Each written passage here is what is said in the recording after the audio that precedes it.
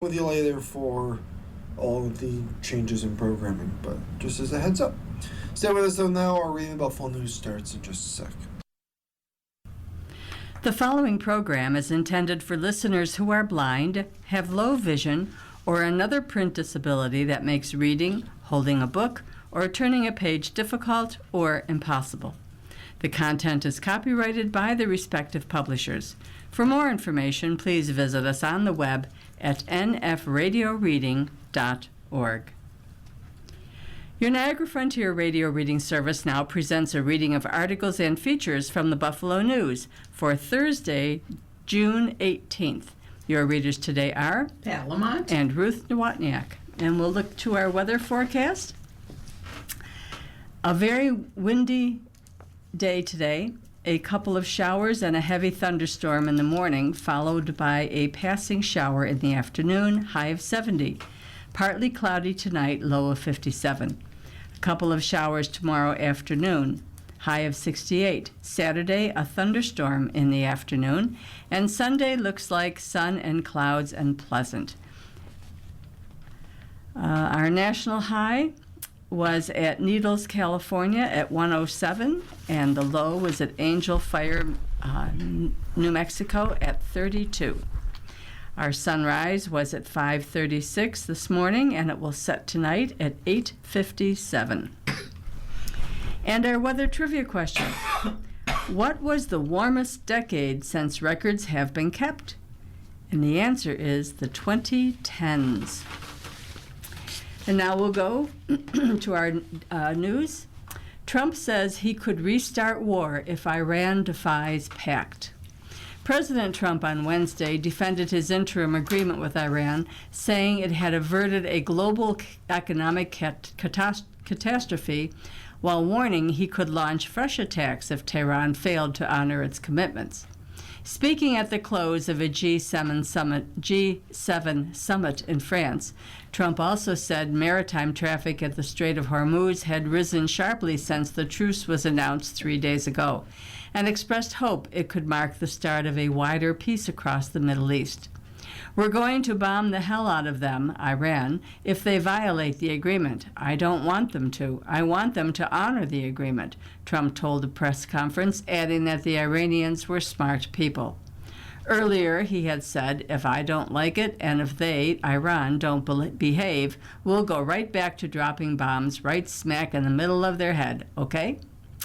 The war, which began with U.S. and Israeli attacks on Iran on February 28th, had spiraled into a broader regional conflict, has driven up energy prices, renewed inflationary pressures, and sparked concerns about a major food supply crisis in developing countries. So the one thing I didn't want to see is I didn't want to see economic catastrophe. If you kept this going, that could have happened, Trump said. He thanked Chinese President Xi Jinping and Russian President Vladimir Putin for being neutral during the conflict, saying they had not thwarted his efforts to curb Tehran's nuclear ambitions. Oil prices fell again on Wednesday on prospects for the reopening of the Strait of Hormuz, with Brent crude futures below $80 at their lowest level since the opening salvos of the U.S.-Iran conflict. But they later regained more than 1% after Trump said he could resume the war if he was unsatisfied with Iran. Speaking to reporters, a senior U.S. official read out the text of the signed memorandum of understanding with Tehran, but said the parties could still walk away until a binding deal is reached. The 14-point draft, which had already circulated widely before its contents were published, extends a ceasefire announced in April by another 60 days to allow the two sides to negotiate a permanent truce. The memorandum includes an immediate end to the war on all fronts, including Lebanon, the full resumption of maritime traffic in the Strait of Hormuz, the lifting of a U.S. blockade of Iranian ports, the waiving of international sanctions on Iran, and a plan worth $300 billion for the economic rehabilitation of the Islamic Republic. Iran also undertakes not to build nuclear weapons, reaffirming a vow it had made for decades. Despite his typically combative rhetoric, Trump appears to have achieved little of what he said he wanted at the outset of the war. Iran's theocratic government remains in place. Its stockpile of highly enriched uranium has not been surrendered. Its ballistic missile capabilities have not been destroyed, and it has not ended its support for anti-Israel militias like Hezbollah in Lebanon. However, G7 leaders hailed the agreement at their summit, held in the French town of Evian-les-Bains, an hour's drive along the shore of Lake Geneva, from where the Iran ceasefire memorandum is due to be signed at a ceremony across the Swiss border on Friday. They share Washington's concerns about Iran's nuclear program and other issues, but never endorsed his decision to go to war, and worry Tehran has gained leverage by withstanding the superpower onslaught and asserting control over the strait. We underline the need for the negotiation to address the threats posed by Iran in the region and beyond, and ensure that they never obtain a nuclear weapon, the leaders of France, Germany, Britain, Japan, Italy, Canada, and the U.S. said in a statement. They also demanded an immediate ceasefire in Lebanon, where the memorandum calls for a halt to hostilities between Israel and the Iranian-backed Hezbollah group that have displaced more than 1 million people. Fighting there has abated but not ceased since the agreement was reached on Sunday. And Israel, which was not part of the negotiations, says it retains the right to use force. Trump on Wednesday gently rebuked Israeli Prime Minister Benjamin Netanyahu over his tactics in Lebanon against Hezbollah. The two men have repeatedly clashed over Israel's refusal to constrain its pursuit of Hezbollah in Lebanon, where a cessation of hostilities is a key Iranian demand. Netanyahu happens to be a good man, gets a little excited sometimes, Trump told reporters. We have a little dispute over Lebanon. I say you can do a little softer touch, Bibi, he said, using Netanyahu's nickname. You don't have to knock down a building every time someone walks into it that's from Hezbollah. Lebanese state media reported fresh Israeli airstrikes and artillery fire in several southern towns throughout Wednesday. Lebanese security sources said Hezbollah has also launched 2 drone attacks on Israeli forces in the south. The group did not publicly claim the attacks. Israel later said 5 of its soldiers had been injured in 2 Hezbollah drone attacks in southern Lebanon. The mood among ordinary Iranians grappling with economic woes, further exacerbated by months of war, remained grim, even as their leaders declared this week's interim deal a diplomatic victory for Tehran over Washington. I think 99% of people are in survival mode and just living day to day, said Amir, 34, a media production company owner in Isfahan in central Iran, who declined to give his surname. I don't think anybody has any hopes anymore. I don't think anybody has any visions of what the future might look like. New rules proposed to fill vacancies for elected office. A Western New York legislator on Wednesday proposed a new state law to increase public awareness and participation before appointments are made to fill vacancies for elected offices. Assemblymember Patrick Burke of Orchard Park outlined the proposed open process for elected nominations and appointments act outside the office of West Seneca Town Supervisor Gary Dixon, a Republican running against Burke this year to represent the state's 142nd Assembly District. A news release from Burke highlighted the West Seneca Town Board's recent appointment of Mark Priori, to replace former Town Council member Jeffrey Pekarik, saying the process provided little transparency or opportunity for public input.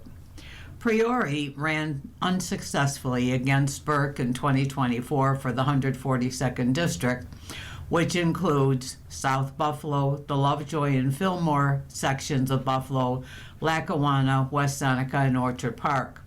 Government works best when the people can see it working, Burke said in a statement. A vacant elected office doesn't belong to politicians. It doesn't belong to a supervisor, mayor, county executive, or legislative majority. It belongs to the voters. In response, Dixon said he applauds Burke's sudden conversion to transparency. Dixon said Burke ignored the recent appointment of former Erie County District Attorney John Flynn, a Democrat, as Tonawanda Town Supervisor, and non-voter selections of now State Senate Jeremy Zellner of Tonawanda to run for the seat vacated by now Mayor Sean Ryan, and Buffalo Common Council Majority Leader Leah Holton Pope, a Democrat, to succeed Assembly Majority Leader Crystal Peoples-Stokes. The last three, given the overwhelming Democratic registration advantage, were the equivalent of appointments to the actual positions, Dixon said. He said he would be happy to take up the issue, which he said he expected to be unresolved once he replaces Burke. Recently, Assembly member Jonathan Rivera also said he wants to change the process for filling vacancies in elected offices in the state, arguing that the system benefits political party bosses and leaves voters without a voice. Rivera is challenging Zellner in a Democratic primary to represent the 61st District in the state Senate. The days of party bosses picking office holders in West New York should be numbered, Rivera said at a news conference last month. Good government groups note many officials at the local, county, and state and federal levels all first earned their seats through appointment or a special election that critics say limited voter choice. Party leaders, however, said they're following New York elections laws. Under the proposed law, statewide standards to fill vacancies would require public notice whenever a vacancy opened up, at least a 2-week application period for interested residents, public disclosure of names and qualifications of applicants being considered, an open meeting for candidates to address the appointing body and public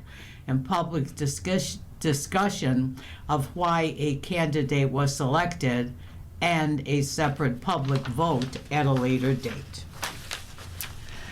$700 million pledged to curb mental illness.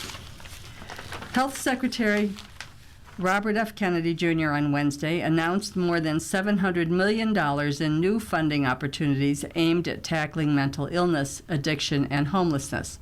The package includes a new $96 million grant program, safety through recovery, engagement, and evidence-based treatment, and support, or STREETS, which will award funding to 8 communities, the Department of Health and Human Services said.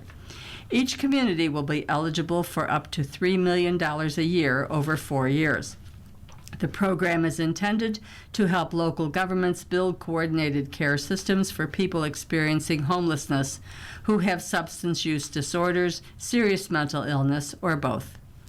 HHS said the effort will bring together local governments, healthcare and housing providers, law enforcement agencies, and courts. Kennedy announced the funding during a visit to an Easter Seals, Michigan behavioral health clinic in Clinton Township, Michigan.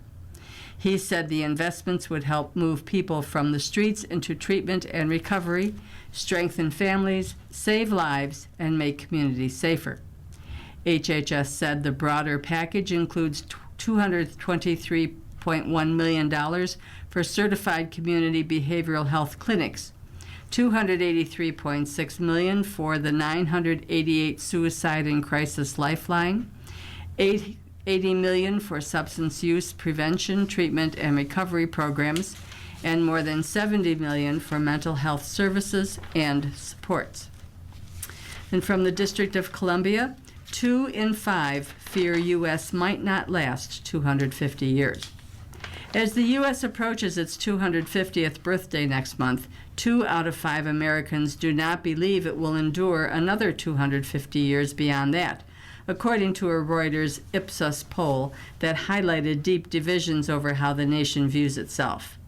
The 4-day poll, which concluded on Monday, comes amid the polarizing pageantry that President Trump has brought to celebrations for July 4th, which will mark 250 years since the people who became known as the Founding Fathers of the U.S. declared their independence from Britain.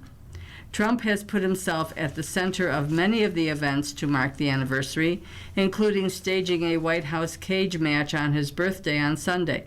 On Monday, he said he would be the main attraction at a July 4th celebration in Washington that will also serve as a political rally for the Republican as his party looks to keep control of Congress in November's midterm elections. Some 38% of respondents in the poll, including 40% of Democrats and 26% of Republicans, said they didn't think the U.S. will exist as a single country 250 years from now. Two-thirds of respondents, including 85% of Democrats and 50% of Republicans, said they agreed with a statement that American democracy was in danger of failing. The overall share seeing democracy at risk was up from 57% in a poll conducted in August of last year, with the increase driven by more Republicans worried about democracy's staying power. You're listening to a reading from today's Buffalo News on your Niagara Frontier Radio reading service. The time is 15 minutes past the hour, and we will go to our editorial, Preventable Threat. It's incredible, but here we are. A virus that was formerly declared eliminated in 2000 is back, with the potential to cause serious illness and even death. For the past year and a half, measles outbreaks have been occurring all over the U.S., according to the Centers for Disease Control and Prevention. As of July 11th, 2,000 confirmed cases were reported across 40 jurisdictions in 2026, with 2.28 cases reported in 2025. Until last year, U.S. measles cases had not exceeded 2,000 since 1992. The U.S. is now on a path to losing its measles elimination status. Elimination means that there has been no uncontrolled domestic transmission for 12 months or more. New York State, including Western New York, has not escaped this eminently preventable health threat. 2 cases of measles were reported in Erie County this month, the first since 2018, with 13 cases reported statewide. There is a good possibility that there are other cases. As reported by the News' Emma Kressage, Senate Minority Leader Chuck Schumer was in Buffalo on Monday to urge federal action restoring nationwide programs that would educate the public about how to prevent infection. Schumer is justified in sounding the alarm. A measles infection is nothing to fool around with. Measles is a highly contagious disease spread by airborne viral particles that can lead to severe complications, including encephalitis and death. But until recently, those outcomes were rare because an effective vaccine was able to prevent them. Vaccination averted nearly 59 million deaths between 2000 and 2024, according to the World Health Organization. That changed. It's not difficult to pinpoint the reason. More people are withholding their children from vaccination thanks to an anti-vaccination campaign that has spread misinformation and hesitancy among many communities. Because of its highly infectious nature, measles needs 95% of the population to be vaccinated. Unfortunately, anti-vaccination literature has been making the rounds for decades, has suggested wrongly that vaccinations cause autism, have deadly side effects, or are simply ineffective. And it hasn't helped that the current U.S. Secretary of Health and Human Services, Robert F. Kennedy Jr., has gone on record suggesting that measles can be avoided through good nutrition and treated with cod liver oil. These factors have combined to reduce vaccination rates. The CDC reports that vaccination coverage among U.S. kindergartners has decreased from 95% during the 2019-20 school year to 92% in the 24-25 school year. The MMR vaccine against measles, mumps, and rubella has been thoroughly studied, with decades of international research attesting to its safety. Prior to its introduction in 1963, major epidemics occurred approximately every 2 to 3 years, causing an estimated 2.6 million deaths globally each year. Before this situation gets any worse, thus far this year there have been no deaths. Schumer rightly insists that federal funding should be restored to local health departments and vaccine hesitancy programs and that CDC experts fired in the federal workforce purge should be rehired. Erie County Commissioner of Health Dr. Gail Burstein also spoke at the Monday news conference, noting that a third case could constitute an outbreak, given that way this infection can spread. Burstein stated, as media and social media are flooded with messages that undermine the credibility of vaccines and public health, we are fighting the germs and we are fighting a misinformation machine too. We are fortunate to have a medical community in Erie County that supports science, evidence, and the credible body of knowledge around immunizations. Schumer and local leaders are right to speak out now. Measles is one of the most contagious diseases in the world, and we're already seeing the havoc outbreaks have caused in the U.S., notably in Utah, which has reported nearly 700 cases. To paraphrase Burstein, this is the time to know your measles immunity status, take steps to get an MMR vaccine if indicated, and be aware of loved ones who are immunocompromised.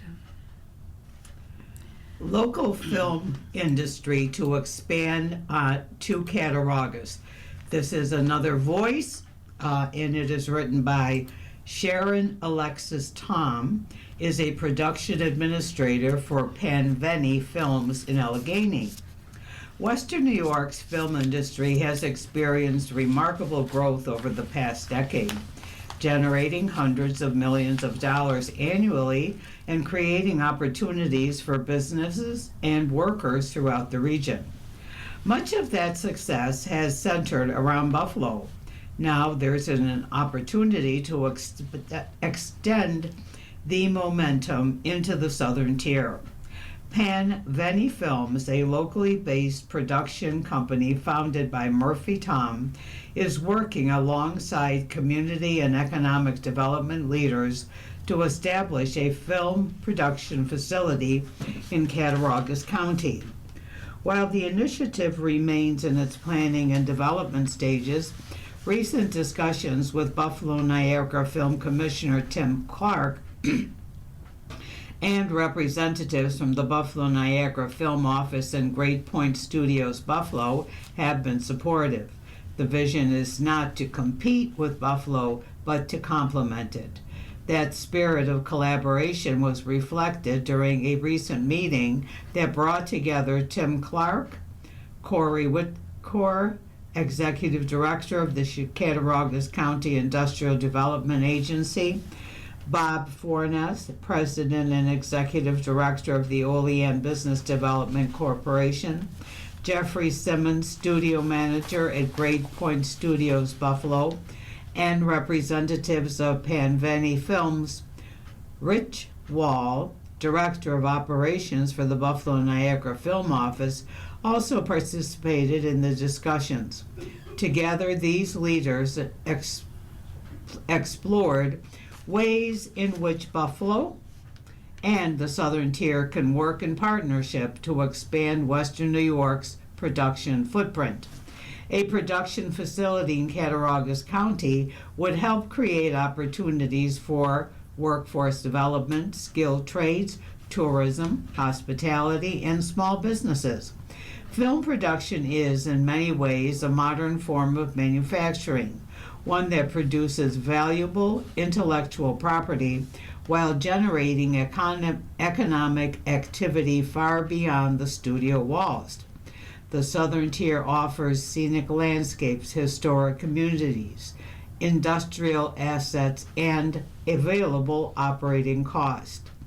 These advantages position Western New York to become an even stronger destination for film and television production. Panveni Films initiative represents an opportunity to diversify the economy, retain talent, and create a new avenue for investment and growth throughout Western New York. And our political cartoon today is from Michael Ramirez. It is one frame. It relates to AIs. and there is a it's a large man with a mask, could be a superhero or a bad superhero, and it says on his uniform, Candidate AI Ads. And behind him is all kinds of destruction. There are fires going on, and just a mess behind him, with red and white crosses not allowing any entrance. And as he stands there, a gentleman carrying a bag of groceries is apparently going home, and he said, he says to him, "You've convinced me not to vote for any knuckleheads who use AI-generated deepfake ads," referring to all the ads that are all of a sudden occurring with the use of AI. And that's certainly gotten to be a big topic of conversation. Mm-hmm. And to our first editorial opinion, coming from Allison Schrager of Bloomberg Opinion. Kids don't rely on the bank of mom and dad. In today's America, one of the rites of passage that marks the transition to full adulthood is paying your own phone bill. By this standard, many people, even those well into middle age, are stuck in an extended adolescence. A survey released this month by the insurance firm Northwestern Mutual says that many Americans, including some in their 50s and 60s, rely on their parents for financial help. Some 56% of all respondents say it is harder to achieve financial independence today than it was for previous generations. The Federal Reserve also conducts an annual survey on financial well-being, and it also reported an increase in reliance on parents to pay bills. About 23% of respondents needed some outside help in 2025, compared to 10% in 2017, including more than 25% of Americans between the ages of 30 and 44. In many ways, this is not surprising. The U.S. is in the grip of an affordability crisis. The cost of housing has soared, as have energy and food. Wages fell last year after accounting for inflation, and the job market has weakened. Student debt is a record high. Meanwhile, many young people see living in a big, expensive city as critical to launching their career. And older Americans who have more wealth than ever after a lifetime of saving and healthy stock returns may think it only natural that they give a little back to their children. But not all of this new reliance on parents is about wealth and earnings. After a decade of stagnation, earnings for young adults are up in the last several years. They also have more financial wealth. A deeper read of the Fed survey also suggests that things haven't changed all that much. Slightly more Americans have 3 months of emergency expenses now compared to 2017, including half of the population 30 to 44. About 70% of those surveyed say their own finances are in good shape, a steady share since 2017.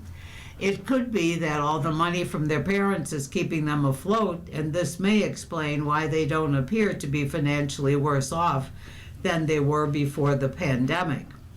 The increased reliance on our parents may also reflect a cultural shift. A generation ago, living with your parents was an indication something had gone wrong in your life. Now it's just a smart way to save money. The pandemic also shifted norms around living at home and accepting money from your family or the government. Making it on your own is no longer something to be proud of or even aspire to. This could all be the result of people growing up closer to their parents. No matter the reason, this over-reliance on parents is a worrying trend. If making it in America now requires help from your family, people who don't have families who can afford to help them will fall further behind. And while the U.S. has needed-based financial aid for education, it does not exist, at least not yet, for early or even midlife adulthood. There was also something unifying about the struggle of being a young adult. Living in a terrible apartment, barely making rent, eating instant noodles, and asserting your independence. Sometimes living with financial risk can be an important source of motivation. Now, there is another device in this country between who takes money and who can't. You're listening to a reading of today's Buffalo News on your Niagara Frontier Radio reading service. The time is about 30 minutes past the hour, and we will go to our second opinion piece. It's written by Gautam Mukunda, who is from Bloomberg Opinion. If kings collide, trillionaires' republics become a toxic mix. SpaceX's initial public offering made Elon Musk the world's first trillionaire. You might think there's not much you can buy with $100 or $1,000 billion that you can't buy with $1 billion, but there is absolute power. The world's top 10 wealthiest individuals all have fortunes of around $150 billion or more, led by Musk at $1.11 trillion, according to data compiled by Bloomberg. It takes at least $80 billion to get into the top 25. A mega-billionaire, and certainly a trillionaire, has resources that approach or exceed those of many nation-states. To be sure, gigantic fortunes aren't new. At his peak in 1913, John Rockefeller's wealth commanded a share of the American economy similar to Musk's today. What is new is the sheer number of people with effectively limitless resources and how easily they can convert their wealth into power. Mega-billionaires typically employ many people. Those people often reach out to me for advice. The conversation almost always goes like this. They've thrived in the public sector or the military, and now they're struggling because nothing in their new job goes the way they expected, and they don't understand what's wrong. I almost always say the same thing. You used to be a business person or a soldier, but now you're a courtier. You work for a king. You used to be judged by your ability to make a profit or win a war. Now your real job is gaining the king's favor. It's often tough for them to hear, but they usually say something along the lines of, "It all makes sense now." And like the kings of old, our modern-day kings just don't have a court. Increasingly, they have a sword, too. The political scientist Jeffrey Winters calls America a civil oligarchy. Its rich disarmed long ago, hiring lawyers instead of soldiers because the state defends their fortunes for them. That bargain is cracking. Sometimes the breach is direct. Via SpaceX, Musk controls one of America's most important defense contractors. The Space Force keeps assigning launches to SpaceX that its only competitor cannot do. Musk even conducts his own foreign policy. In 2022, he personally declined to extend Starlink coverage over Crimea, stalling a planned Ukrainian strike on the Russian fleet.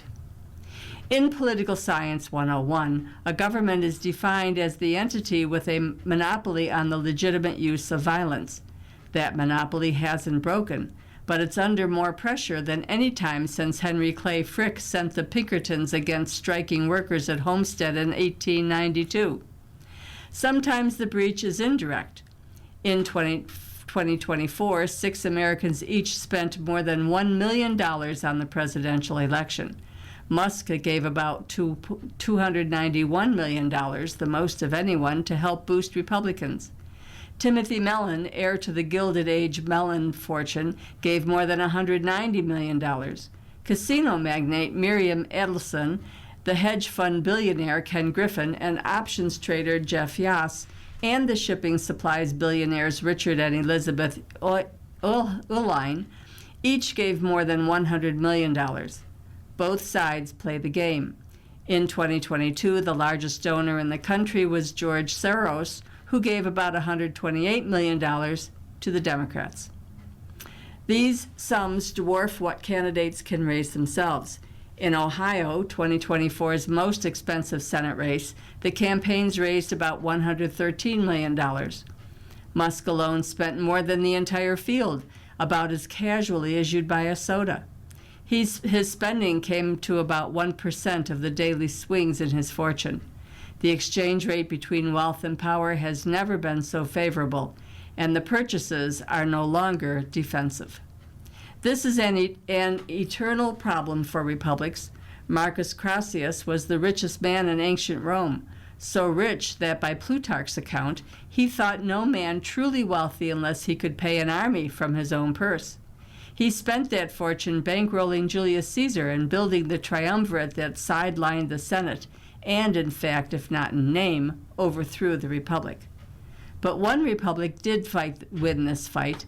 In February 1902, after President Theodore Roosevelt's Justice Department moved to break up his railroad trust, J.P. Morgan, the most powerful financier of the age, came to the White House with an offer. "If we have done anything wrong," he told the president, "send your man to my man and they can fix it up." "That can't be done," Roosevelt replied. His Attorney General, Philander Knox, finished the thought. "We don't want to fix it up. We want to stop it." Morgan, Roosevelt later said, "could not help regarding me as a big rival operator." Roosevelt showed that the president was not first among equals. He was simply first, because he is the only person the whole country elects to represent it. Even that victory was a close call. Roosevelt won his legal case against Morgan by a single Supreme Court vote, and he later needed Morgan's help to end a coal strike that threatened to freeze the country through winter. Morgan remained powerful, but the government of the United States was supreme. Crassus would fit right into America today. Musk funded the campaign that got Donald Trump elected as president a second time. He then worked inside the new administration, slashing agencies regulating his own companies.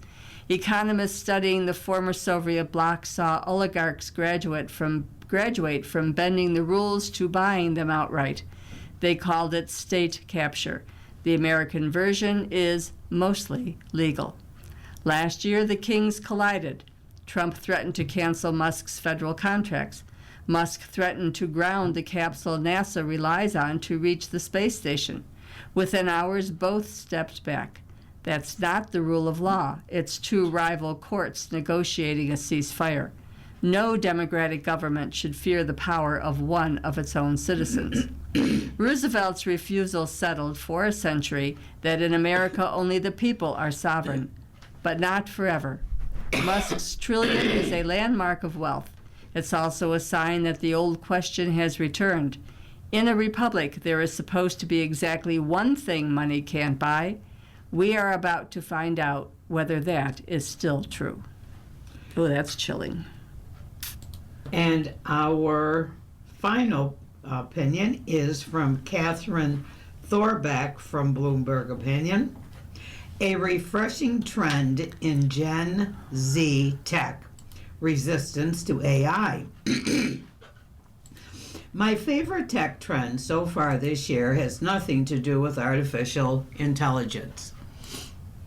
It's the cool girls making their own cyber decks, strange DIY, and highly customized personal computers that explicitly reject AI. They look like props from a cyberpunk movie, usually built on a Raspberry Pi base and spare parts.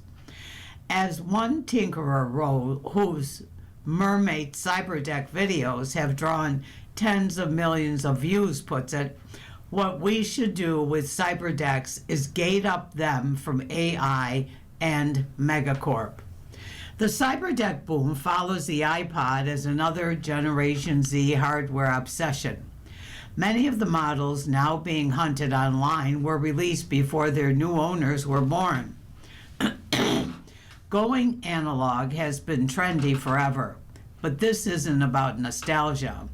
After Albert Inc.'s Google announced it was integrating AI into its flagship search engine, the rise of AI resistance tech, hardware and software that protects attention, privacy, and agency in a world where chatbots and automation are shoved into everything, is a consumer response to a tech revolution they were never really asked to join. AI might be powerful and unavoidable, but Silicon Valley can't make it cool. The trend of single-purpose in anti-AI devices reminds me of when covering technology was fun. Then the bro-oligarchy consolidated power and devices became closed. Monopolistic ecosystems engineered to be addictive and invasive. Social platforms became hotbeds for some of the most brilliant and raging discourse imaginable, with especially devastating consequences for young users. It's not like big tech has earned our trust before forcing the public to accept another revolution on its terms. AI, we're told, might be conscious, might kill us all, might take our jobs, and is also an inevitable path to abundance. No wonder people are reaching for machines that do less. I understand the appeal. My favorite gadgets this year have been a single-purpose devices that subtly reject the AI arms race. I use my tiny e-reader every day because all I can do on it is read books. I recently bought a purple digital note taker from Japanese stationery company King Gem. All it lets me do is type drafts without a pull of social media or AI suggestions.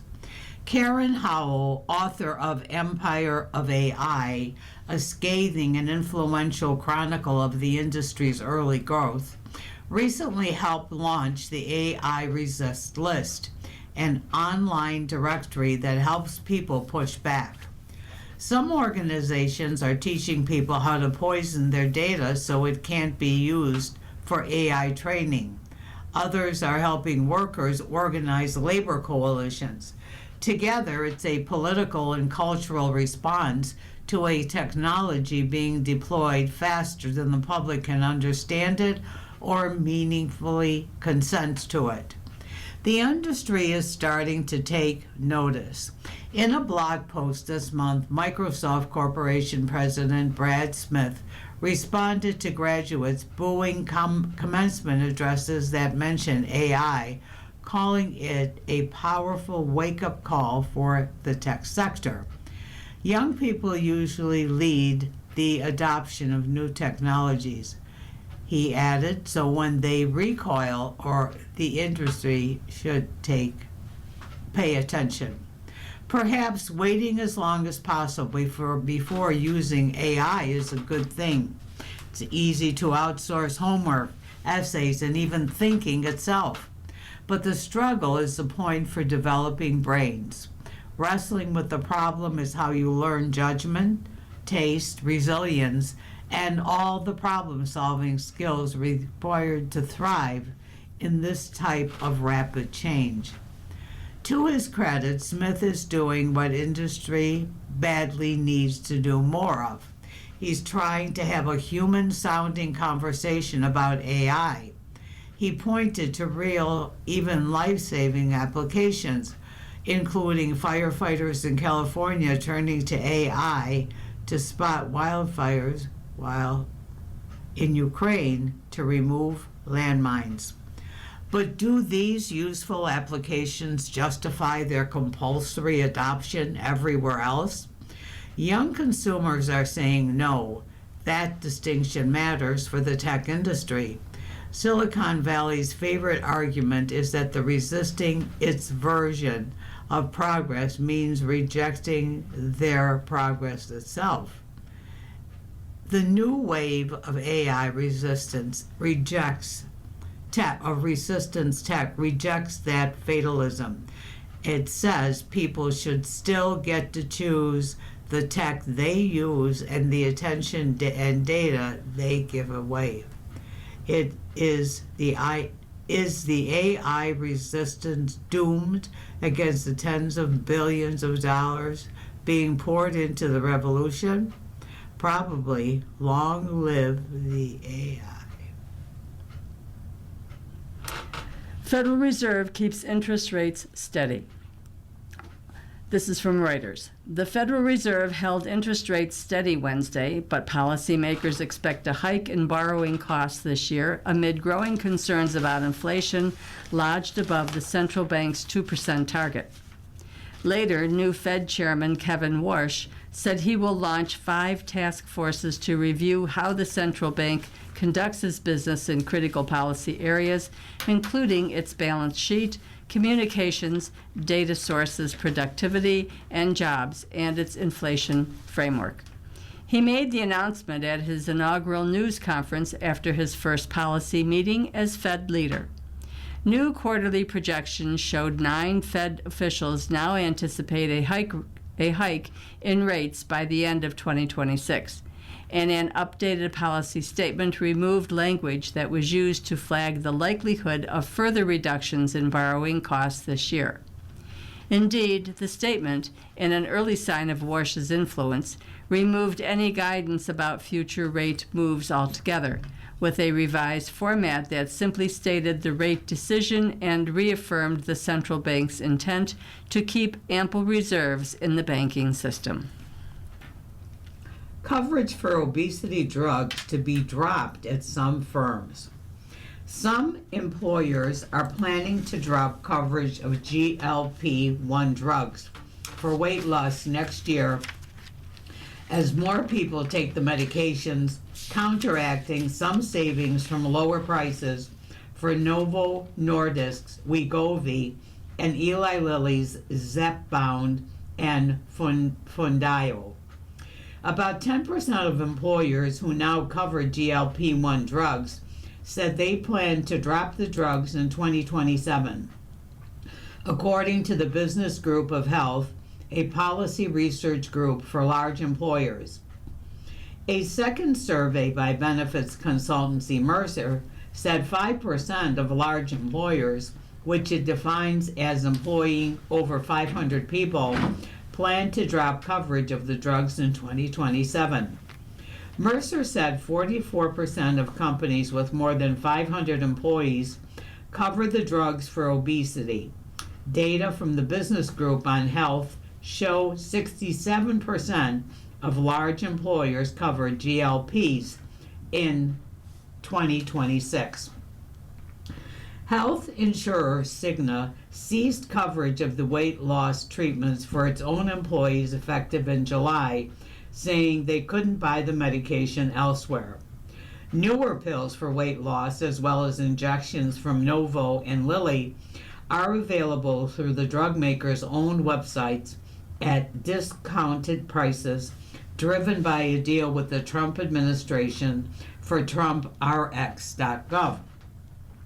In January, Novo launched the Wegovy pill, and Lilly began selling its Foundayo pill in April, both of which start at about $149 per month. Lauren Remsper, a director of purchaser, Business Growth Group on Health, said many employers are still concerned that they are not seeing the same savings in their deals with pharmacy benefit managers, industry middlemen who negotiate prices for large companies and health plans, as customers who purchase directly and pay cash. Ruth? As part of our newspaper reading, we now present the day's death listings. If you need further information on any of these names, please call us at 716-821-5555. That's 716-821-5555. Delfonso Donald T. Farringer Jr., Kenneth Edward. Schnepp James W. Sr. Stacy Nancy L. Versillo Katerina Nee Ippolito. Walsh Joanne Nee Gormley. Zach Michael, nicknamed Mike. If you need further information on any of these names, please call us at 716-821-5555. That's 716-821-5555. And now let's see what the stars have in store for us. Happy birthday for Thursday, June 18th, 2026.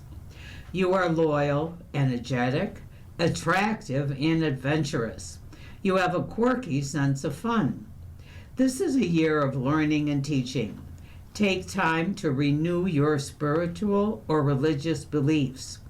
Explore philosophies that give you a better self-awareness and get you closer to the meaning of your life. And now remember, each day is great as a star. If you have 5 stars, it's going to be dynamic day, 4 a positive day, 3 an average day, 2 so-so, 1 a difficult day. Aries is going to be a 4-star day. This is a productive day, especially if you work with children, the arts, or the entertainment world, the hospitality industry, or anything to do with sports. Tonight, socialize. Excuse me. Taurus, a 3-star day. You're in a practical frame of mind today, which is why you can get a lot done, especially mental work. Whatever you're doing, you will do carefully with thought. Tonight, relax at home. Gemini, a 4-star day. Your powers of persuasion are strong today, which is why you will convince others to agree with you very easily. Tonight, discussions. Cancer, a 3-star day. Money plans and financial discussions will go well today because you're in a practical frame of mind. You're not afraid to talk to bosses and parents. Tonight, check your money. Leo, a 4-star day. With the moon in your sign today, you're empowered. Furthermore, it is dancing beautifully with Saturn, giving you a sober and realistic view of things. Tonight, you win. Virgo, 3-star day. Your ability to see what's wrong with this picture makes you an excellent critic. Tonight, enjoy solitude. Libra, a 4-star day. Discussions about travel, publishing, the media, medicine, the law, and anything to do with education will be productive today. Tonight, be friendly. Scorpio, a 3-star day. For the most part, this is an excellent day to make your pitch, to ask for permission or approval for something, especially if it's related to your work, your health, or a pet. Tonight, you're admired. Sagittarius, a 4-star day. You love to travel, and today is a great day to make travel plans because you're in a practical frame of mind. Tonight, learn and explore. Capricorn, a 3-star day. If you want to make a claim or fight for your fair share of something today, this is the day because you will get your facts and you'll be prepared. Tonight, check your finances. Aquarius is a 4-star day. This is a wonderful day to schmooze, even if people choose to have serious discussions. Tonight, cooperate. Pisces, a 3-star day. You can make great headway at work today because you're in a solid frame of mind. Tonight, get better organized. Fashion outlets get tax breaks from IDA. This is from Libby March, who's a news staff reporter. The fashion outlets of Niagara Falls, USA got a much-needed financial lifeline Wednesday after the Niagara County Industrial Development Agency approved a 10-year package of tax breaks valued at $17 million to help it overcome daunting financial challenges. The Town of Niagara Outlet Mall has been battling changing consumer habits, the rise in online shopping, and a drop in foot traffic, particularly from Canadian shoppers who used to make up a significant portion of customers. Those shoppers have been turned off by the Trump administration's threats and mocking comments about Canada, so they aren't coming across the border as much. In addition, California-based Macerich Company, the mall's owner, has a big loan coming due in October with a $74.4 million balloon payment expected. But the mall's valuation has dropped by $82 million since the mortgage was taken out in 2010, so it can't just refinance the loan. Officials hope that the combination of a settlement with Macerich Leader and the NCIDA's long-term tax stabilization plan will give the mall a reprieve, giving it breathing room to rebound and retain more than 800 jobs. In turn, that will help the restaurants, bars, stores, and other businesses nearby that depend on mall traffic. Also on Wednesday, NCIDA approved the 15-year package of tax breaks totaling $9.5 million for Visocom Site Development's Tonawanda Island housing project, assistance that was made more necessary after the developer was denied the ability to use money from a federal revolving loan fund for brownfield cleanup costs. Clarence-based Phizone is seeking to redevelop the former City of North Tonawanda's fire training property by constructing a 4-story building at 78 Bridge Street with 114 market-rate apartments and 9 short-term vacation rental units, besides the studio, 1-bedroom, and 2-bedroom apartments, which would range from 720 to 1,200 square feet. The $24.2 million project also includes 2,000 square feet of commercial space and a 10-car garage. Additionally, Phizone would use the adjacent site at 96 Bridge for a new river walk along a portion of the Niagara River known as Little River. There are no buildings on the 3.5-acre site, but it needs to be remediated under the state brownfield cleanup program. Plans call for capping the polluted soil with the building foundations and other hard surfaces, and 2 feet of clean soil will also be trucked in for the rest of the site. That is at least $2.5 million just for the cleanup, plus facade upgrades and public access investments. That is why Phizone sought a 15-year tax break instead of the standard 10 years. Other funding includes $18 million in bank loans, $3.6 million in developer equity, and a $2.5 million pro-housing grant from the state. But it's also counting on $1 million low-interest loan from a federal Environmental Protection Agency fund that counties are allowed to disperse. Instead, officials learned to their surprise that the project was not eligible because the county itself had owned the property decades ago. Phizone helps to break ground on 6 months of cleanup in the fall, followed by construction. You're listening to a reading of articles from the Buffalo News for Thursday, June 18th, on your Niagara Frontier Radio Reading Service. We'll return for more reading after this short break. Your readers today are Ruth Nowotniak and Pat Lamont. And I don't know what happened to Nick, so I think we'll just go to our second hour. I don't think we want to listen to our hot breaths. So let us continue. We'll continue now with our reading of articles and features from today's Buffalo News. Your readers are Pat Lamont and Ruth Nowotniak. And we will now go into our, oh, here he is. Okay.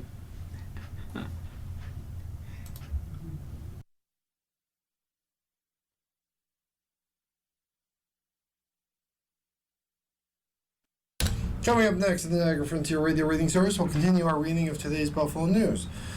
As a reminder that tomorrow, the Niagara Frontier Radio Reading Service will not be open due to the Juneteenth holiday. Our program is going to be a little different. At 9 o'clock, you'll hear a re-airing of this morning's Buffalo News. Following that at noon, we'll be playing some content from our friends at IAAS. I'm going off memory because the computer's not agreeing with me. But stay with us for what these are when I have the sheet with what they are on me. But stay with us. Ernie Buffalo News will continue in just a second. We'll continue now with our reading of articles from today's Buffalo News. Your readers are Ruth Nowotniak and Pat Lamont. And let's see what's going on in our region and the city. 21 celebrate citizenship at naturalization service. Religious persecution drove Samira Sultana out of her home country of Bangladesh. The next 13 years were a long road, but Sultana officially became a U.S. citizen during a naturalization ceremony aboard the USS Little Rock at the Buffalo and Erie County Naval and Military Park on Wednesday morning. "A dream come true," Sultana said. "I didn't have back there what I have now today. After 13 years and all the hard work, I earned it." When she arrived in the U.S., Sultana attended a college in South Dakota, but without any family support, she had to drop out. She bounced around jobs for a couple of years, including McDonald's, Turkish Cargo Lines, and John F. Kennedy Airport in New York City. Now, a Buffalo resident and mother of 2 young girls, Sultana had held back tears as she explained how her new American citizenship will allow her to raise her family here. "I'll always remember how grateful I am for this day, how hard I worked, and how I was appreciated by this country, by this great nation, and I'm truly happy to be part of the nation today. Now, this is my home. I'm proudly saying it's my home." Sultana was joined by 20 other newly naturalized citizens from 13 different countries at Wednesday's ceremony. In addition to Bangladesh, the new Americans hailed from Bhutan, Canada, China, Congo, El Salvador, Ethiopia, Ghana, India, Nepal, Philippines, Sri Lanka, and Vietnam. "The look on the faces of new citizens as they complete the ceremony is palpable," said Brian Llewellyn, CEO and president of the Buffalo and Erie County Naval and Military Park. "There's relief, there's joy, and this is one of the happiest events that we host throughout the year here at the Naval Park." Llewellyn helps put on the ceremony every year and noted that this year's event was smaller than in the past. He emphasized the importance of allowing the ceremony to take place on the USS Little Rock, which served as a cruiser during World War II. "This is a historic warship, and the ability for these new citizens to take their oath and become citizens in a site that they will likely never forget is very powerful. We hope this memory stands with them in a very proud way for a very long time," said Llewellyn. Presiding over the ceremony was U.S. District Judge Lawrence Villardo, whose parents were Italian immigrants. "As I look out on your happy faces this morning, and I see 21 candidates from 13 countries around the world, I see America," Villardo said during his remarks. "We are a great nation, not simply because we are powerful, not simply because we are a democracy and can choose our leaders, and not simply because of the freedoms we have. We are a great nation also because we are a melting pot, because we've taken the best parts of so many nationalities and cultures and made them a part of our country." The federal government's recent crackdown on immigration has brought the issue to the forefront. Since taking office, the Trump administration has pushed to end birthright citizenship, pause processing immigration applications from high-risk countries, and most recently moved to strip 17 naturalized citizens convicted of violent crimes of their citizenship. But many moves by the Trump administration hit headwinds in the court system. Villardo himself, in ruling on a detainee's bid for more time to prepare for his deportation, called tactics employed by immigration and customs enforcement officials downright frightening. The Supreme Court is set to release a decision by the end of this month on Trump's bid to end or limit birthright citizenship. Legal experts and court watchers have called Trump's case a long shot. There's obviously contentious political discussion that happened at the legislative and administrative executive levels that are really challenging, said Llewellyn, whose parents were Irish and Welsh immigrants. But even with that contentiousness, today we celebrate 21 new people and their families becoming part of the American experiment. And to me, that shows that we are still America and we are still very open to welcoming people, just as my family was welcomed hundreds of years ago. DEC chooses UB as state's hub for Great Lakes study. This is written by Mackenzie Schumann, who's a news staff reporter. The University at Buffalo is the state's new hub for research on the Great Lakes. On Tuesday afternoon, the New York State Department of Environmental Conservation announced it awarded a $5 million grant to support the Great Lakes Research Consortium, which UB will host. The Great Lakes Research Consortium was established in 1986 and was originally hosted by SUNY College of Environmental Science and Forestry. 4 other schools collaborated with SUNY ESF in the consortium, and that number grew to 16 New York State and 9 Ontario colleges and universities. The consortium lost funding in 2024, but it is now revitalized with the DEC's $5 million 5-year commitment, its leaders said. The University of Buffalo's strategic approach to reestablishing the Great Lakes Research Consortium will focus resources to help improve our understanding of the Great Lakes ecosystems and guide critical management decisions, DEC Commissioner Amanda Lefton said in a prepared statement. DEC looks forward to working with UB to maximize our investments, leveraging existing institutional expertise, infrastructure, and partnerships across New York State and the broader Great Lakes Basin. UB's Research and Education in Energy, Environment, and Water, known as RENEW Institute, will administer the Great Lakes Research Consortium. Diana Aga, director of the RENEW Institute, will also be the consortium's new director.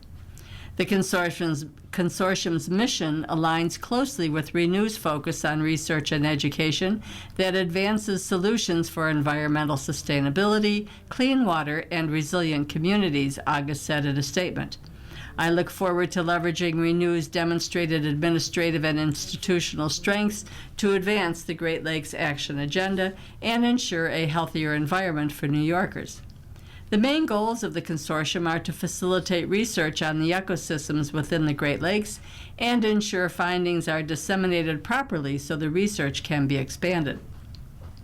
The consortium's research is guided by the New York Great Lakes Action Agenda, first published in 2023, which recognized the need to protect and restore the habitat in and around the Great Lakes in New York. Following the action agenda, the consortium's research will focus on the Great Lakes Basin, which includes Lake Ontario and Lake Erie, as well as their watersheds. The mission of the consortium is to improve the scientific understanding of the ecosystems of the basin and the social and political forces that impact the lakes. Past research topics have included genetic changes in hatchery-reared lake trout, cyanobacteria in Canandaigua Lake, gut microbiomes in lake trout, invasive species populations, coastal erosion risk models, identifying the source of microplastics pollution, and testing how phosphorus runoff from agricultural operations can be mitigated. The state's investment in the Great Lakes Research Consortium comes as the federal government has downsized many scientific research agencies under the Trump administration.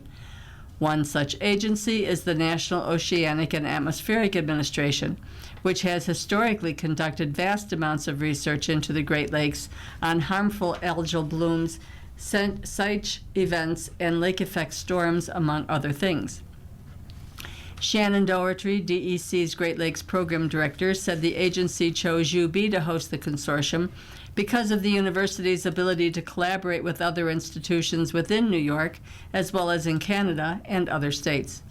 They also proposed to redevelop the Great Lakes Research Consortium in a way that was fully inclusive and incentivized participation by other member institutions, Doherty said. And that's very important because we wanted to ensure that this operates as a true consortium, that member institutions truly have a voice and they have access to those same resources.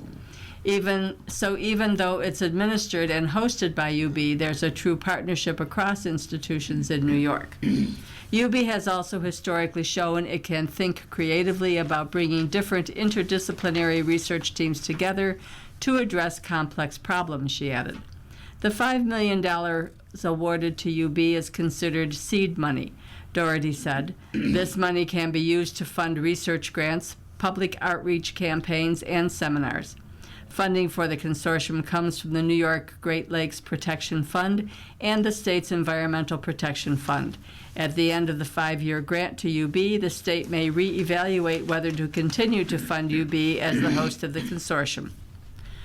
North Tonawanda extends data center moratorium for a year.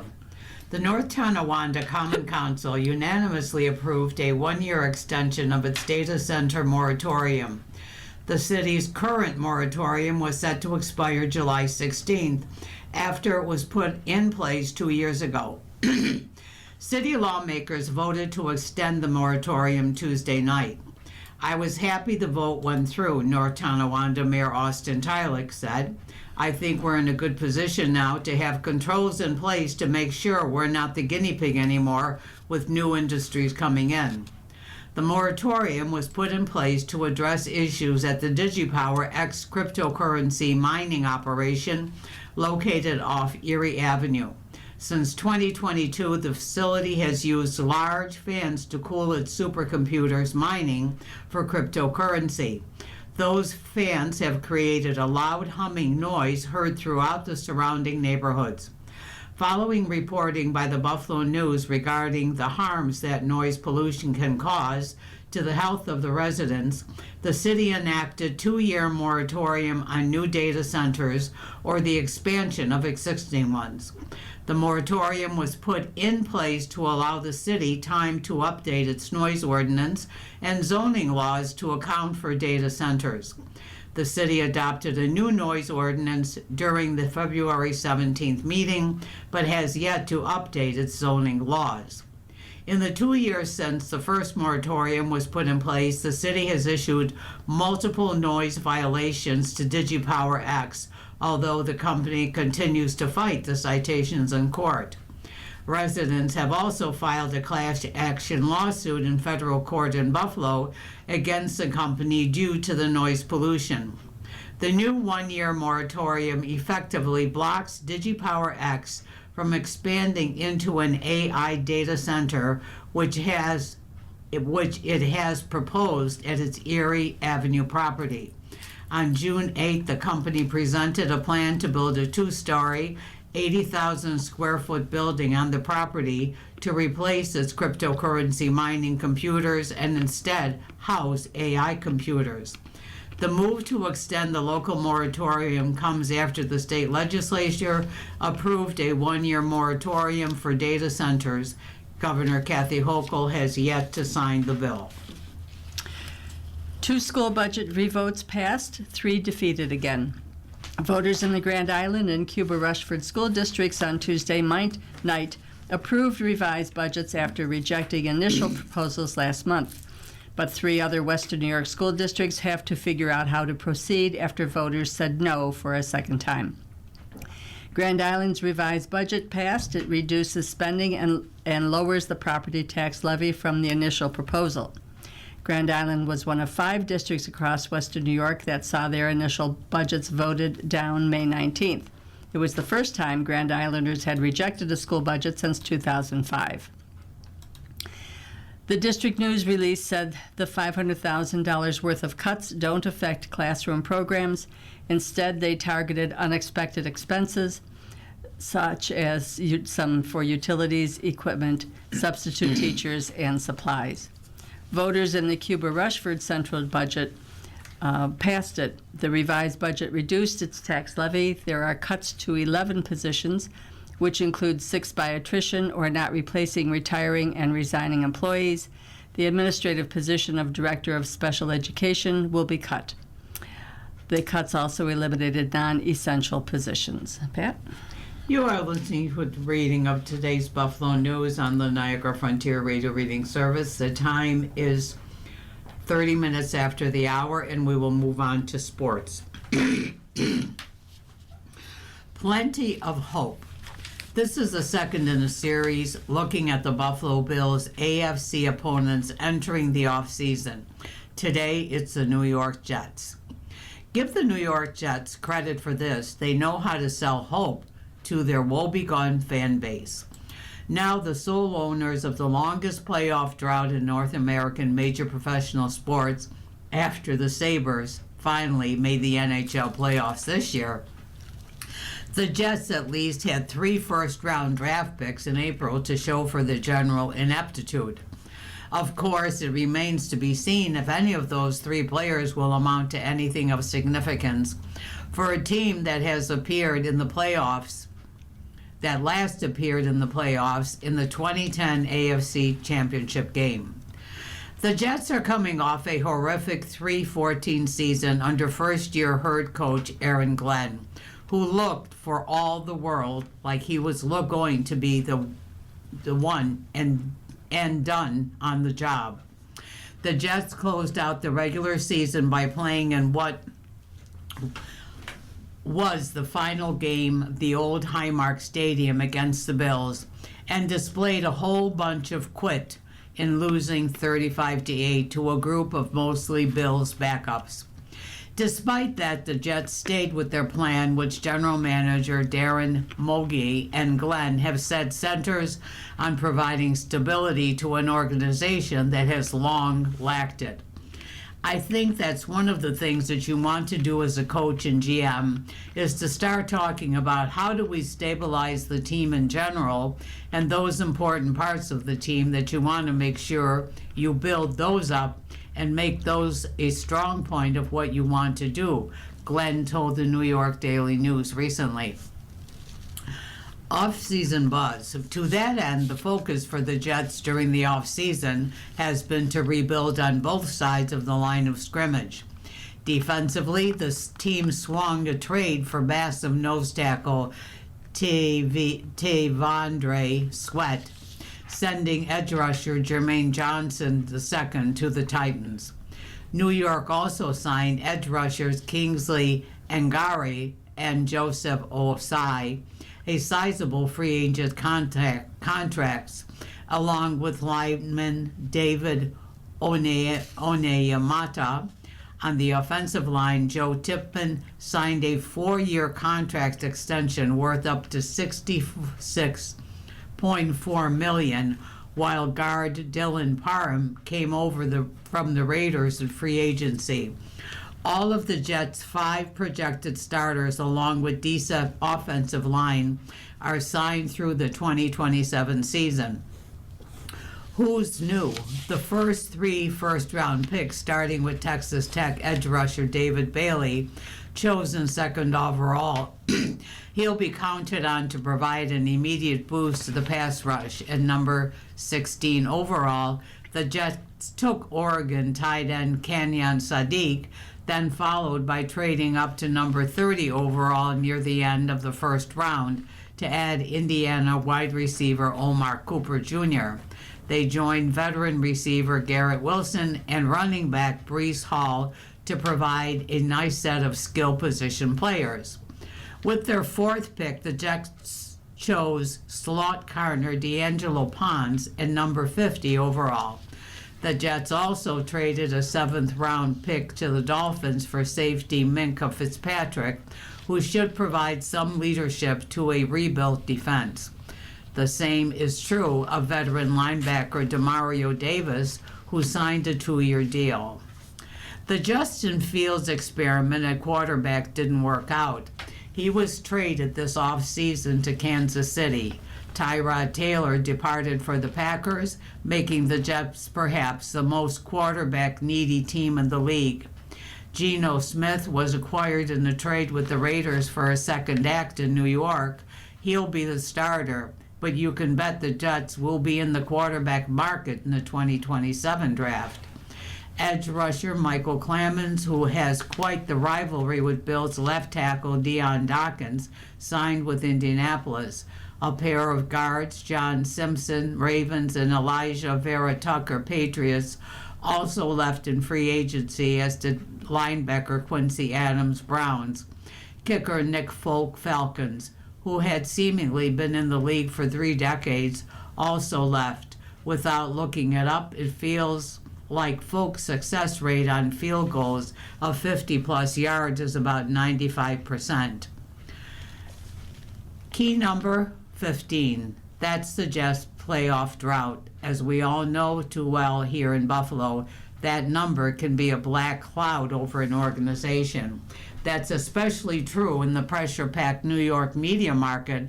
Until the Jets break the drought, they're going to feel that pressure in everything they do. It seems impossible to think Glenn could survive another 4 or 5-win season. What's next? The Jets' strength of schedule ranks number 21 in the NFL. Given the quarterback situation, it feels like an inevitably that the playoff drought will stretch to 16 seasons. The Jets have 3 more first-round picks in 2027, though, so if they can find a franchise quarterback with one of them, perhaps a path out of the abyss exists. And on soccer, U.S. needs to be wary of physical Australia team.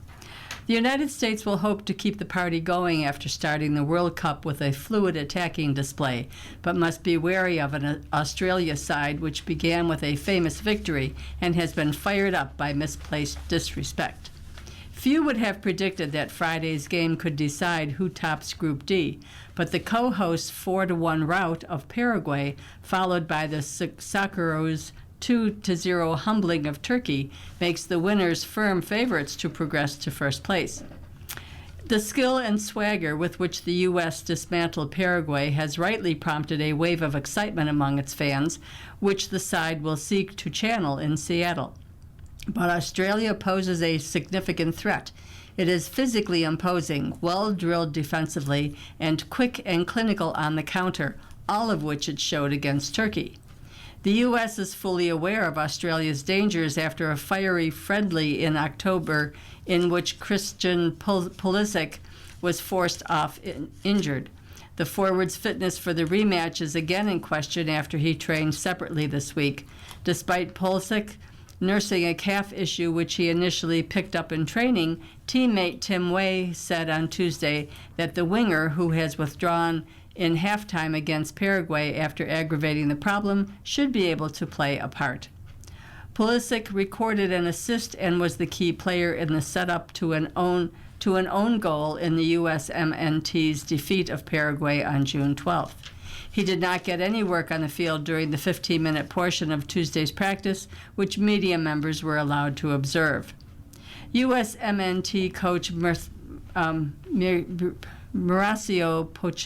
Pochettino simply said Pulisic was good when asked for an update on his status Monday. Some U.S. pundits have been disparaging about Australia, prompting midfielder Connor Metcalf this month to say that there's been so much rubbish and I'm just sick of it. But Turkey can tell the U.S. all about underestimating Australia. The captain said his side was more talented and would dominate before their unexpected defeat. Perhaps sensibly, after the goal scorer said Australia took his words as motivation, Way tried to play down things, saying all the talk is just nonsense. His U.S. teammate Sebastian Berhalter recalled October's battle, during which the coach berated his players for not matching the Australians' physicality. Way said the U.S. had become more aggressive since then, and put the change down to the comments saying that Argentina had showed us Americans what we're about. We're American and we don't take anything, Berhalter said. Australia's Asando Cerati, though, said much of the same of his countrymen. We don't take it either. That should be a good match. Oh, yeah. I think that'll have some major ratings. Yeah. Okay, the standings for baseball. In the American League East, New York is leading with 44 wins and 27 losses. Tampa Bay is second with 41 wins and 29 losses. In the Central Division, Chicago is leading with 38 wins and 33 losses, and Cleveland is second with 39 wins and 34 losses. In the West American League, Seattle is leading with 38 wins and 36 losses, and the Athletics are second with 36 wins and 37 losses. Now we go to the National League. In the National League, the East, Atlanta is leading with 46 wins and 25 losses. Philadelphia second with 40 wins and 33 losses. In the Central National League, Milwaukee is leading with 44 wins and 26 losses. St. Louis is second with 40 wins and 31 losses. And in the West National League, Los Angeles is leading with 47 wins and 27 losses. San Diego is second with 37 wins and 35 losses. Ruth? From the NHL, the Toronto Maple Leafs named former assistant Jim Hiller as the 41st head coach in franchise history on Wednesday morning. He returns to Toronto after serving 4 seasons as an assistant coach under Mike Babcock from 2015 to 19. He spent parts of the last 3 campaigns as head coach for the Los Angeles Kings before being fired on March 1st. Hiller replaces former Maple Leafs chief head coach Greg Berube, who was fired May 13th, and said after Chaika said a change was necessary because of a need for an organizational shift.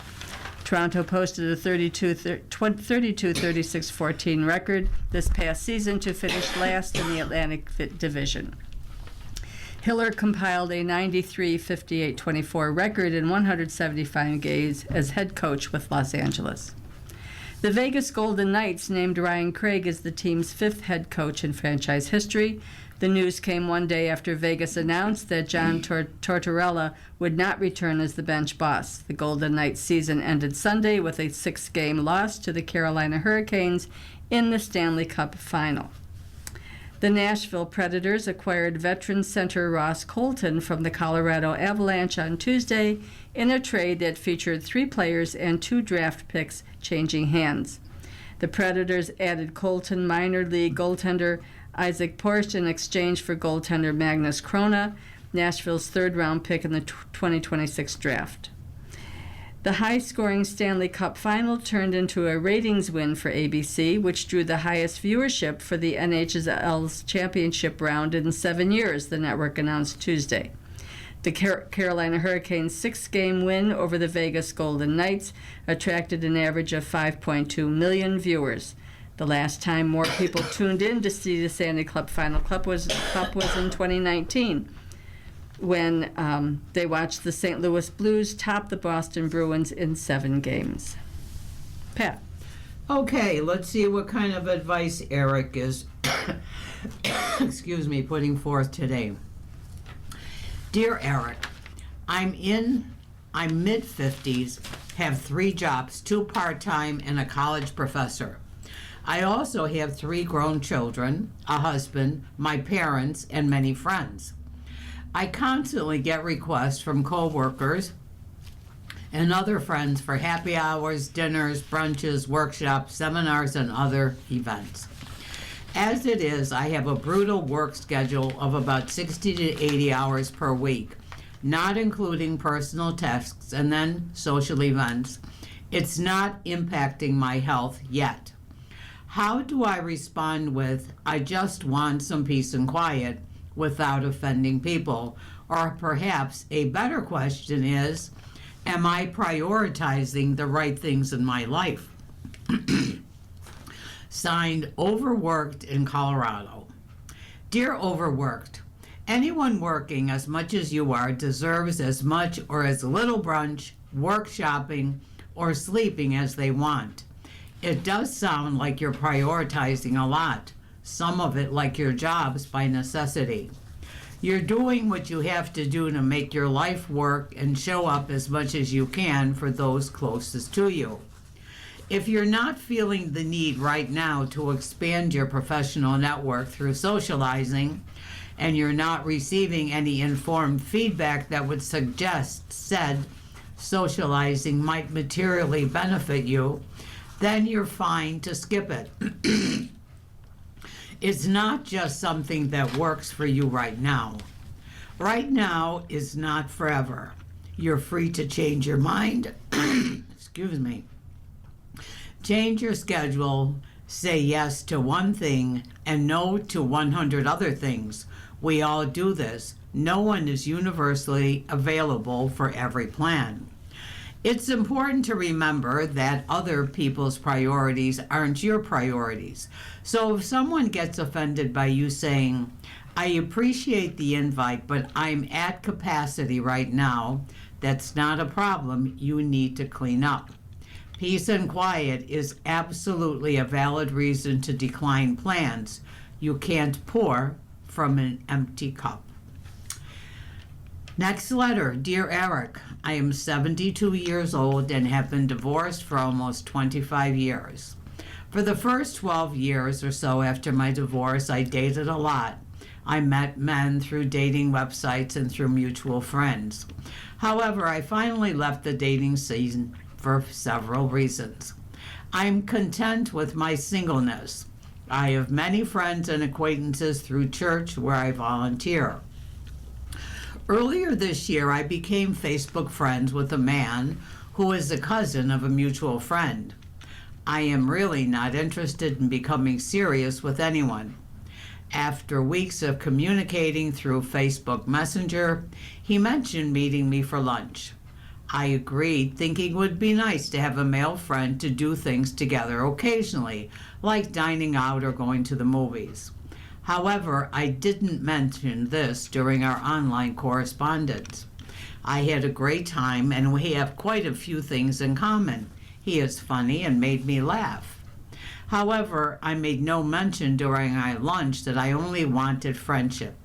Why? Because of his table manners, talking with his mouth full of food, and his hygiene. His fingernails were ragged and dirty. I can't see myself spending any more time in his presence. Since then, he has hinted through Facebook correspondence at getting together again. I wouldn't mind a friendship, but how can I tell him why I don't want to spend time with him? I don't want to hurt his feelings. Sounds like you might have some conflicting impulses with regard to this person, which is fine. You write that you enjoyed your time but wouldn't mind a friendship. But you also write that you can't see yourself spending more time in his presence. These are both reasonable feelings. You're entitled to your opinion, but it leads me to believe this isn't a match for you right now. Now, if you were interested in developing a friendship, you could certainly express what you'd like to change for it to happen. That is, suggesting that you not go out to eat because you prefer not to see people talking with food in their mouths. It would also be appropriate in this conversation to set an expectation about what kind of friendship you're looking for. That is, friendship or nothing romantic. It's never too late to define the boundary.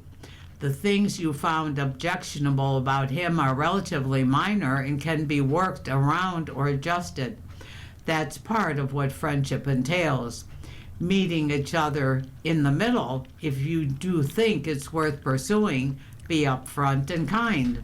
But if you don't want to pursue it, you don't have to go into detail. Just saying you appreciate his time but it's not a match is fine.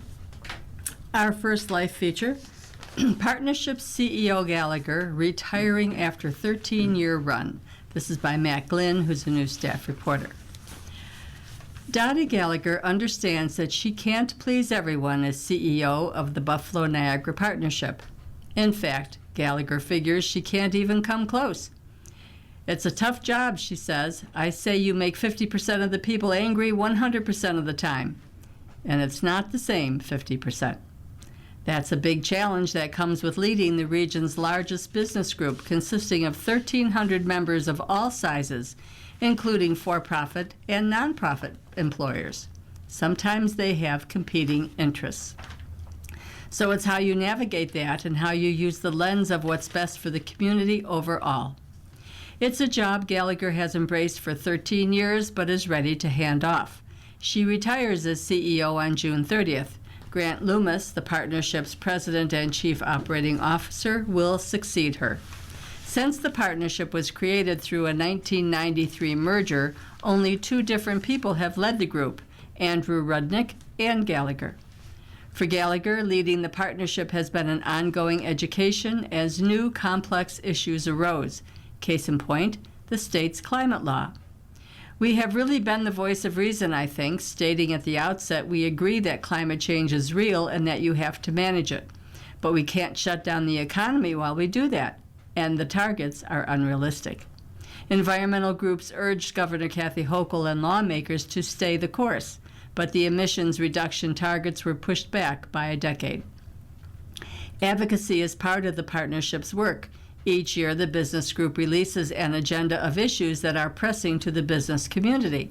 The list goes hand in hand with the work Gallagher and her staff do, making their case to lawmakers. Gallagher said the partnership's advocacy can have lasting effects. She recalled when the group successfully pushed for the state to maintain brownfield cleanup tax credits, a tool for reviving upstate industrial properties. Sometimes Gallagher had to deal with the unexpected. The lockdowns and uncertainty stemming from the pandemic in 2020 posed a dire threat to businesses.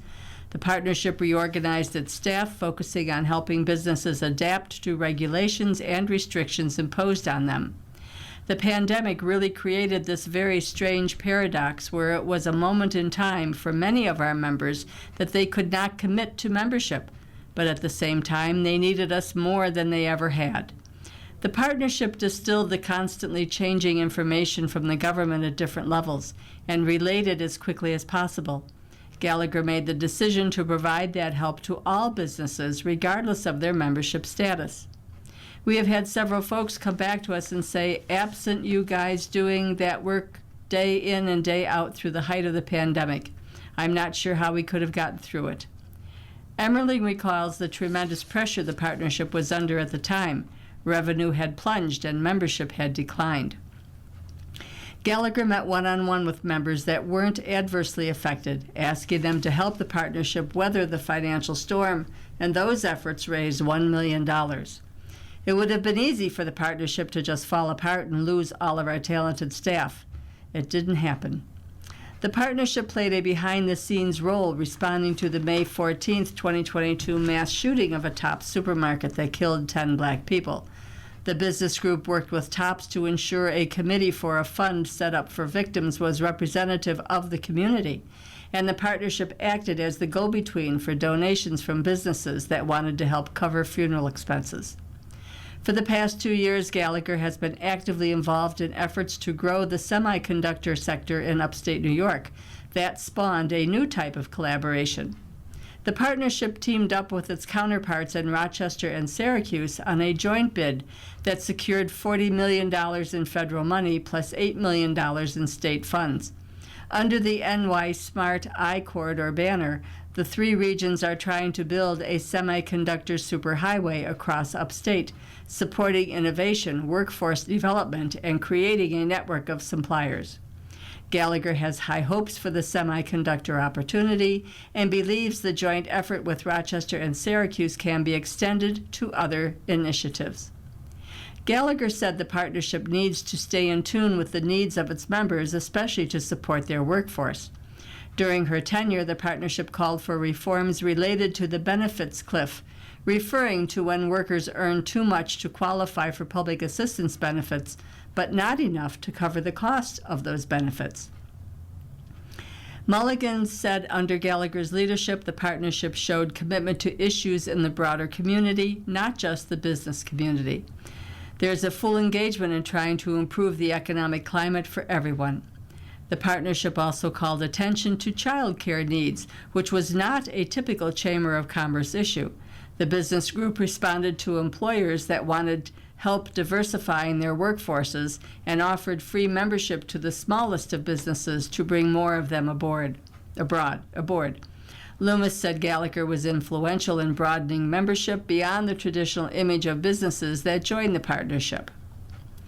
The partnership recently hosted a small business event where over 1/3 of the 75 owners attended were people of color.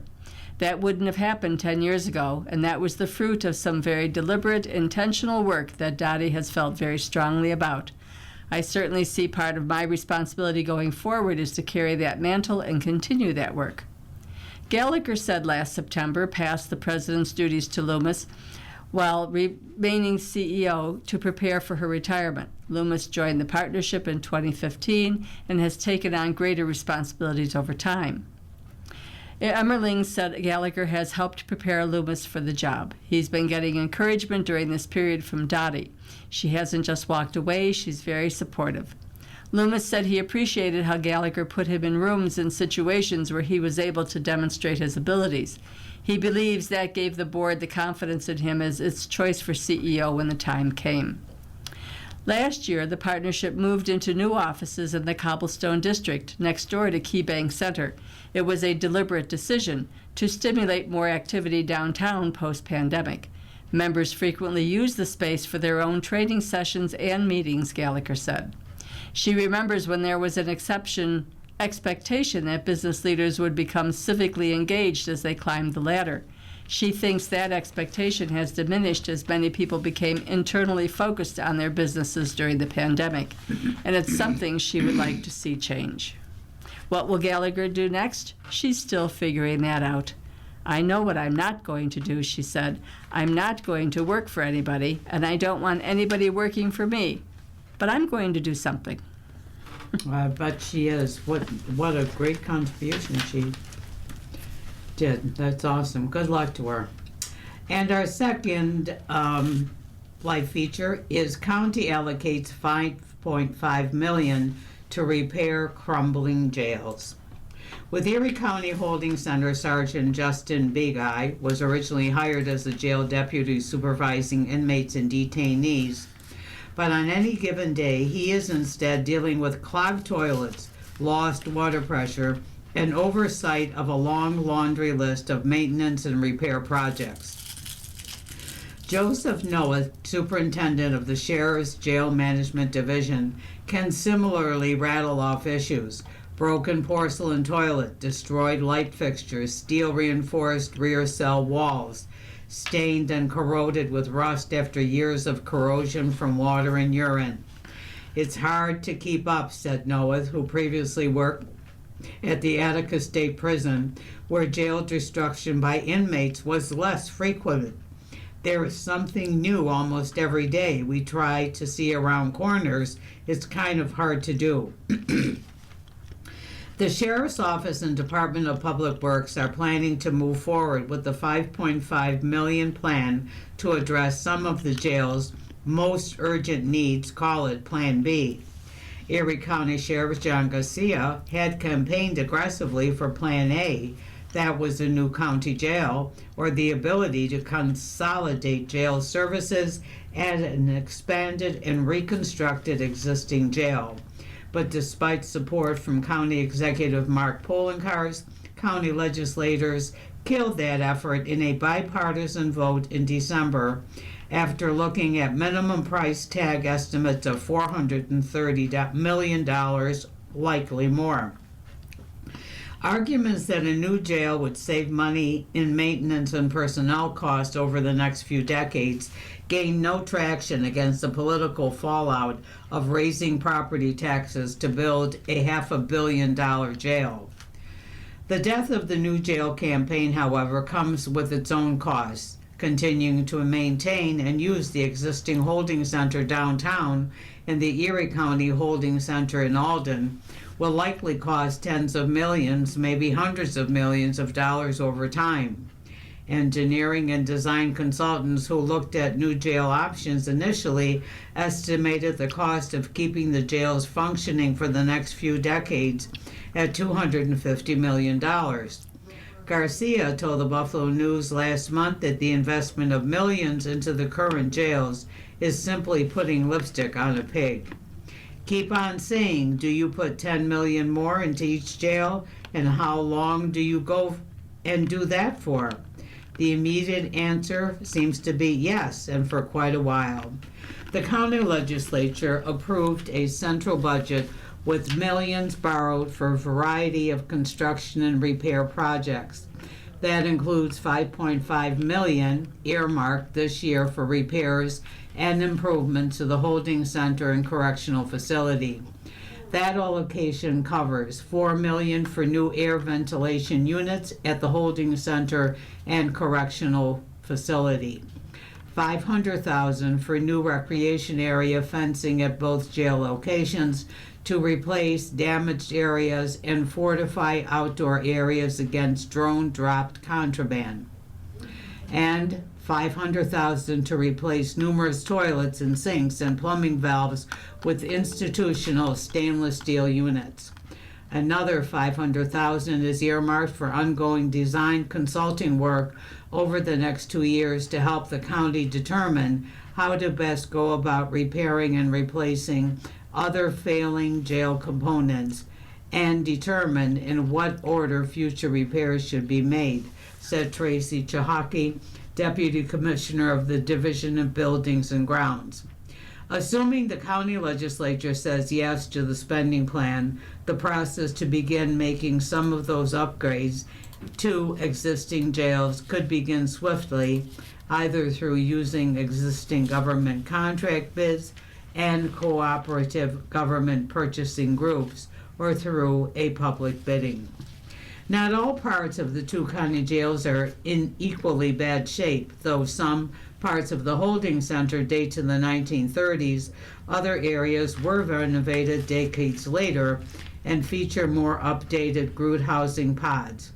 In addition, the correctional facility was constructed as a modern facility in the 1980s. The design of both buildings is still regarded as inadequate and inefficient by modern-day correction standards. But the linear jail section of the holding center, which features bars and locking mechanisms that aren't made anymore, is considered the worst.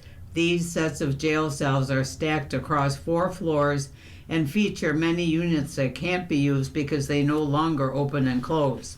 We can't just go on to Amazon and order one and get it here, said Sheriff's Office spokesperson Chris Horvatis.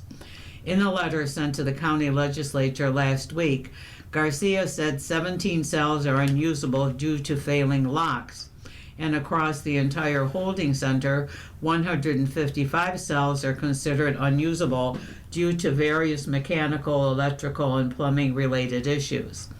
Begay pointed out sections of rust along the back wall of steel in 4 cells where jail residents could pry out rusted metal pieces to use as weapons against other inmates and detainees.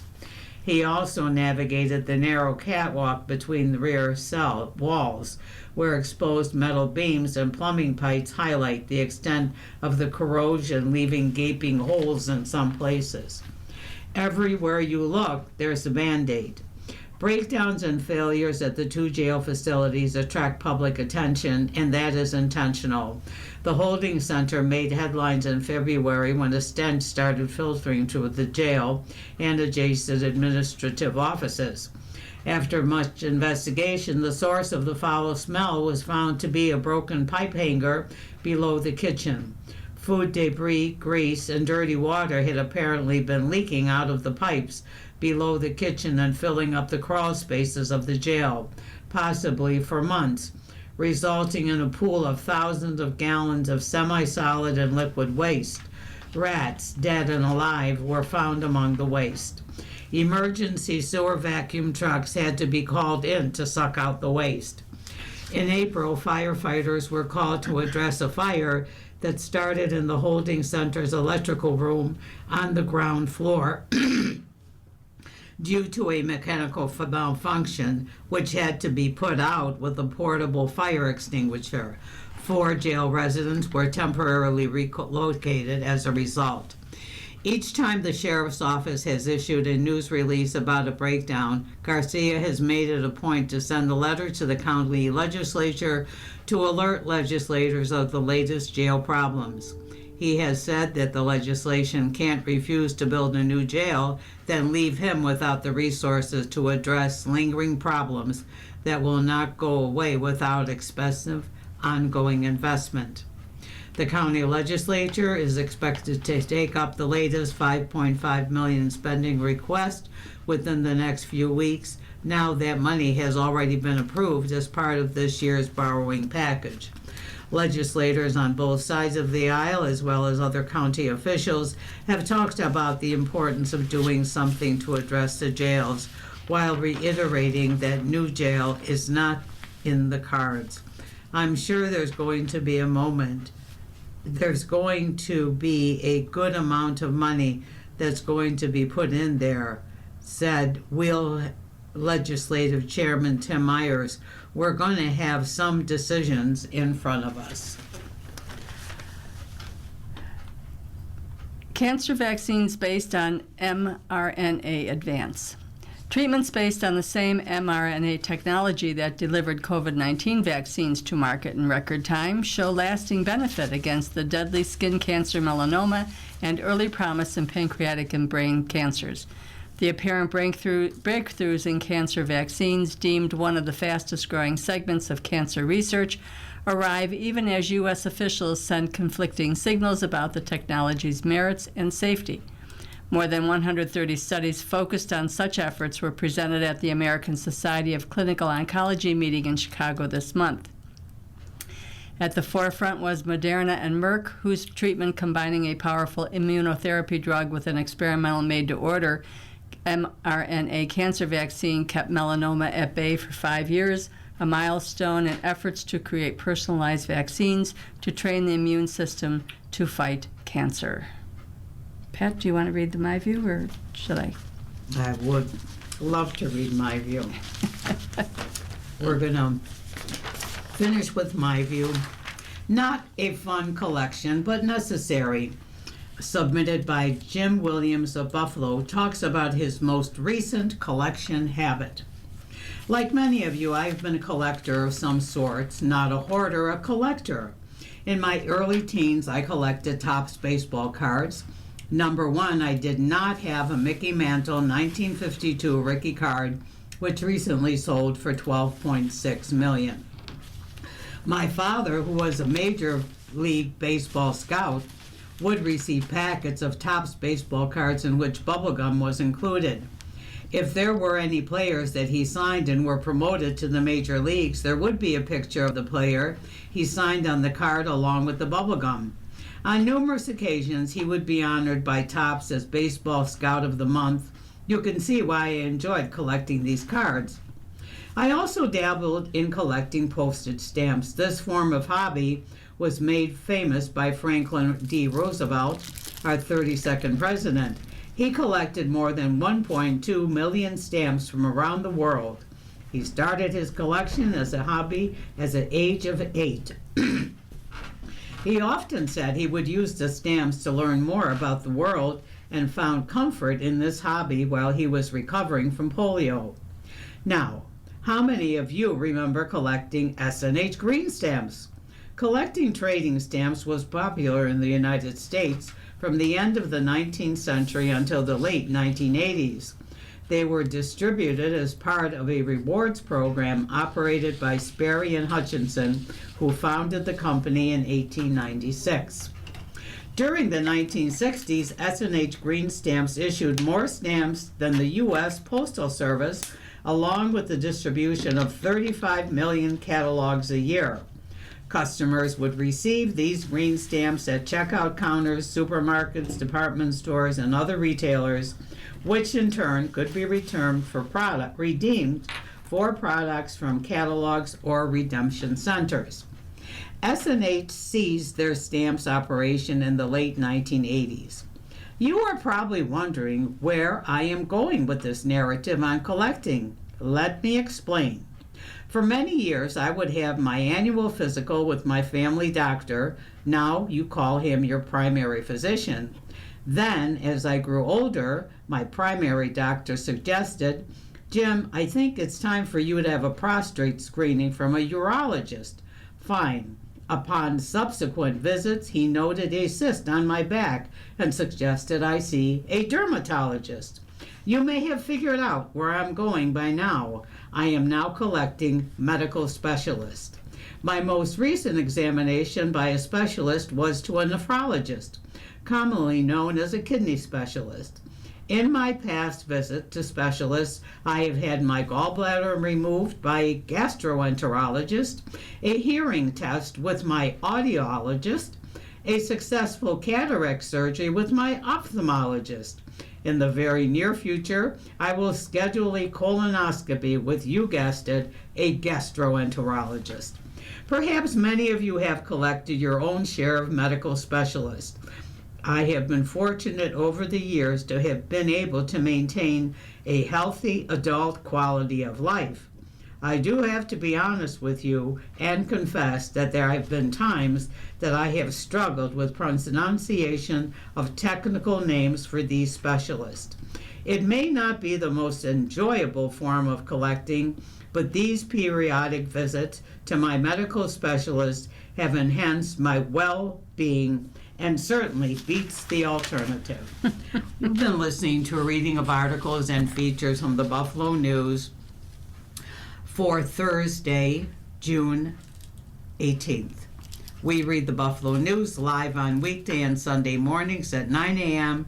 and rebroadcast at 4 p.m. For more information, please call us at 716-821-5555. Your readers today have been Ruth Nowotniak. and Pat Lamont. Thank you for listening and have a wonderful day.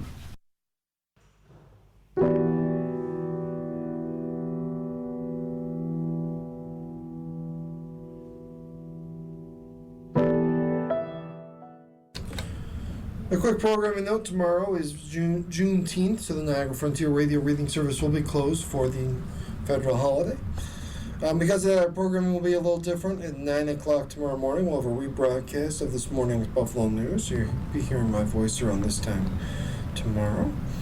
At noon, we'll have the African American Hour from our friends at the Audio Reader Service in Kansas City. At 1 o'clock, History Magazine from Mind's Eye. At 4 o'clock, in place of the re-airing of the Buffalo News in the afternoon, we have Blindness and Disability News, also from our friends at Mind's Eye. At 5 o'clock, we have Black Voices from the Audio Reading Service of Fort Wayne, Indiana. And at 5:30, American Heritage from our After Site in Colorado. Our programming will be all the same otherwise. Though stay with us. We'll be back on our regular schedule Saturday and into Sunday. Stay with us.